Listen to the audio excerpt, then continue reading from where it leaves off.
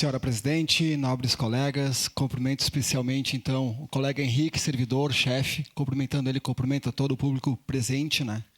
Somos todos sabedores da importância do escotismo e dos escoteiros para a sociedade, onde oportuniza nossas crianças, nossos jovens a ter vivências e experiências fundamentais.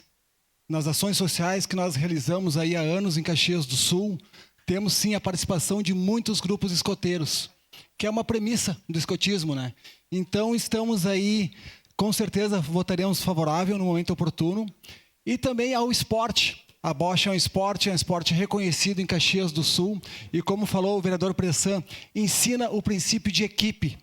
E é isso que nós temos que trabalhar na nossa cidade. Assim como os escoteiros, como o escotismo, como todo o esporte. E a bocha, em especial, falando hoje, ensina esse princípio de equipe. Equipe de vereadores, equipe de servidores, a comunidade, o espírito de equipe, podemos fazer mais e melhor todos os dias. Parabéns pela pauta, parabéns aos presentes. Votaremos sim, com certeza. Obrigado.